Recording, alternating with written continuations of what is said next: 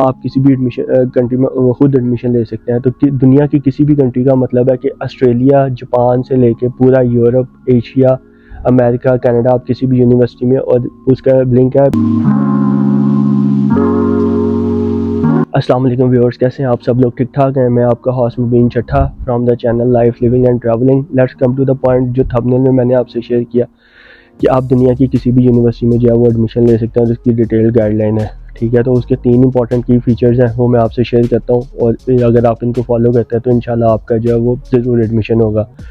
तो सबसे पहले चैनल को लाइक, सब्सक्राइब और शेयर ज़रूर कीजिएगा, ताकि मुझे भी मोटिवेशन मिले और मैं आप तक ऐसे इन्फॉर्मेटिव वीडियोस जो है वो शेयर करता रहूँ। तो सबसे पहला की पॉइंट ये आता है कि आप जिस भी यूनिवर्सिटी में एडमिशन ले रहे हैं, आपकी एजुकेशन बैकग्राउंड क्या है, ठीक है। मैं मिसाल देता हूँ कि आप मास्टर में अगर आपने एडमिशन लिया तो आप जो ग्रेजुएशन तक का जो आपकी बैकग्राउंड है, वो आपके कोर्स है वो सेम होना चाहिए, ठीक है। ना कि ये हो कि आपने मैट्रिक और जो इंटरमीडिएट है वो आपने साइंस के साथ किया है, ठीक है, आगे आपने कॉमर्स कर ली और आगे आप मास्टर्स जब वो इंग्लिश में कर रहे हो, तो ऐसा नहीं। ये सबसे बड़ी फेक जो स्टूपिड फिलॉसफी है, ठीक है, और इसी वजह से आपका वीज़ा रिजेक्ट होता है। अगर आपकी स्कूलिंग और हाई स्कूलिंग आपकी साइंस में है, आपकी ग्रेजुएशन साइंस में है, तो आपने अपना मास्टर भी साइंस में ही अप्लाई करना है, ठीक है। अगर आपकी स्कूलिंग, हाई स्कूलिंग और ग्रेजुएशन अगर आपकी कॉमर्स में है, बैंकिंग में है, तो आपने आगे अपना मास्टर्स भी उसी में अप्लाई करना है। Same is the case with the PhD और बैचलर्स प्रोग्राम, कि आप अपने प्रीवियस बैकग्राउंड चेक करें, ठीक है। ये होगा पहला पॉइंट। दूसरा पॉइंट, जैसा मैंने आपसे शेयर किया कि आप किसी भी कंट्री में खुद एडमिशन ले सकते हैं। तो दुनिया की किसी भी कंट्री का मतलब है कि ऑस्ट्रेलिया, जापान से लेके पूरा यूरोप, एशिया, अमेरिका, कनाडा, आप किसी भी यूनिवर्सिटी में, और उसका लिंक है masterportals.com, ठीक है। वो मैं लिंक भी शेयर कर सकता हूँ। इसी लिंक में आपको ग्रेजुएशन के, इसी लिंक में आपको मास्टर के, और इसी लिंक में आपको पीएचडी पोर्टल भी आपको मिल जाएगा। आप अपनी जो रिक्वायरमेंट्स हैं, अपनी एजुकेशनल बैकग्राउंड है, उसके हिसाब से आप किसी भी यूनिवर्सिटी में इधर से खुद अप्लाई कर सकते हैं। किसी को फ़ीस वगैरह, कंसल्टेंट्स को फ़ीस वगैरह दिए बगैर, या जो भी आपके दोस्त वगैरह आपसे चार्ज करते हैं, कोई ऐसा चक्कर नहीं है। आप उसके बगैर जो अपना वो फ़ीस पे किए बगैर आप कर सकते हैं, ठीक है।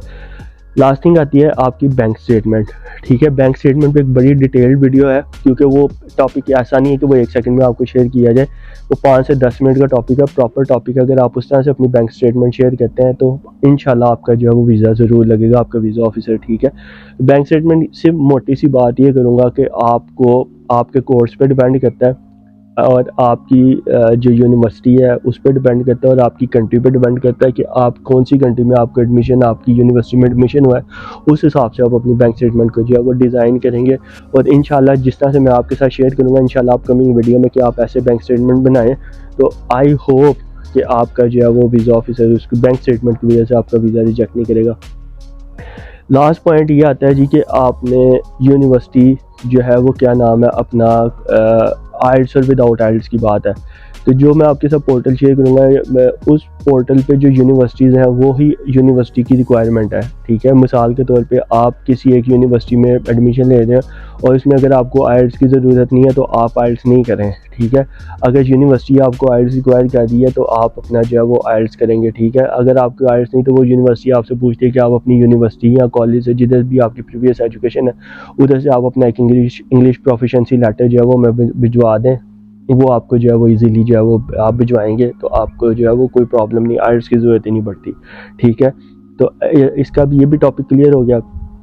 और last but the least thing is this कि आपकी जो डिग्रीज़ हैं वो आपकी जो हायर एजुकेशन कमीशन है उससे 100% अटेस्टेड होनी चाहिए, ठीक है। जब तक आपकी एजुकेशन डिग्रीज जो है वो अटेस्टेड नहीं होगी, तो फिर आपका जो है वो उसमें आ जाता है अपना प्रॉब्लम आती है, वीज़ा जो एप्लीकेशन है वो रिजेक्ट हो जाती है, क्योंकि उसने लिखा होता है कि आपने अपनी जो डिग्रीज है उसको अटेस्टेड वो करवाना है, और आप अपनी फॉरेन अफेयर्स से और अपनी यूनिवर्सिटी से वो टेस्ट करवा के तो आप सेंड करें।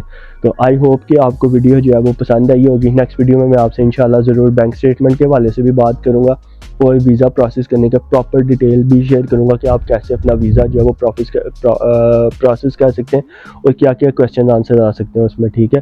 तो इसके लिए आपको चैनल को सब्सक्राइब करना पड़ेगा और bell icon with all notifications on करनी पड़ेंगी। मेरे पेरेंट्स के लिए दुआ कीजिएगा, अल्लाह पाक की ज़ात उन्हें सेहत दे, तंदुरुस्ती दे, और अल्लाह पाक की ज़ात आपके लिए भी आसानियाँ फरमाए।